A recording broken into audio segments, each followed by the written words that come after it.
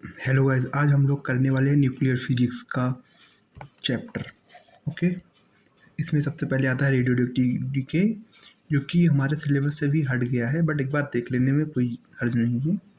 उसका ये होता है हमारा, ये डायरेक्टली प्रोपोर्शनल होता है इसका रेट एन के नंबर ऑफ न्यूक्लियाई।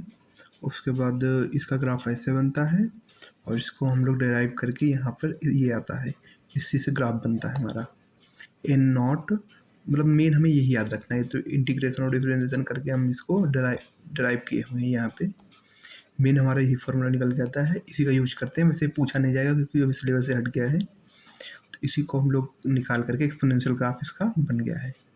ठीक है, वही चीज़ लिखी हुई है और इस पर ज़्यादा फोकस करने की ज़रूरत नहीं है हमें। मेन ये है हमारा ग्राफ जो हमारे एग्जाम में पूछा जाएगा, जो हमारे सिलेबस में है। बाइंडिंग एनर्जी कर्व जिसको हम लोग बोलते हैं, उसकी इमेज यहाँ पे है। इसमें सबसे ज़्यादा फेरस मतलब आयरन की होती है सबसे ज़्यादा बाइंडिंग एनर्जी। इसके बाद फिर यहाँ से घटना शुरू हो जाती है। बाइंडिंग एनर्जी जितनी ज़्यादा होती है, एटम उतना ज़्यादा स्टेबल होता है। तो स्टेबल हमारा फेरस होता है, आयरन। उसके बाद बाइंडिंग एनर्जी घटना शुरू हो जाती है, मतलब जितना ज़्यादा बाइंडिंग एनर्जी ज़्यादा होगी उतना ही स्टेबल हमारा एटम होगा। ठीक है। उसके बाद ये होता है एक्सपेक्टेड मास का निकालने का हमारा फॉर्मूला। जेड होता है एटॉमिक नंबर, जो कि प्रोटॉन का नंबर है, और ये मास प्रोटॉन का मास, और ये होता है न्यूट्रॉन का मास। इससे हमारा एक्सपेक्टेड मास निकल आएगा। अगर हम लोग मास डिफेक्ट निकालना चाहें तो एक्सपेक्टेड में से एक्चुअल हमारा क्वेश्चन जो रहता है उसमें दिया रहता है, उससे हम निकाल सकते हैं। Binding energy for delta M इसकी वैल्यू, और 931.5 मेगा इलेक्ट्रॉन वोल्ट से हम लोग मल्टीप्लाई कर देंगे तो बाइंडिंग एनर्जी आ जाएगी मेगा इलेक्ट्रॉन वोल्ट में। यही होता है एम सी स्क्वायर का फॉर्मूला होता है, एम सी स्क्वायर से ड्राइव होता है।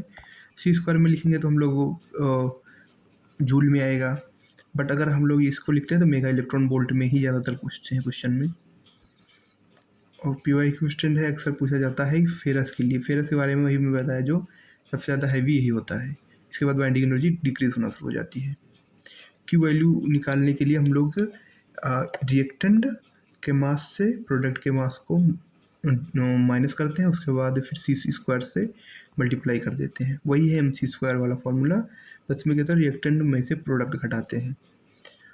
क्यू की वैल्यू अगर ज़्यादा होगी 0 से तो एक्सोथर्मिक, और निगेटिव होगी तो फिर एंडोथर्मिक। ये आपको ध्यान रखना है। ठीक है, ओके। और मैंने जो अल्फ़ा बीटा गामा डीके है वो अलग वीडियो में शॉर्ट में मैंने कर रखा है, तो आप उसको देख सकते हैं। मैं इसमें लिंक डाल दूंगा उसकी।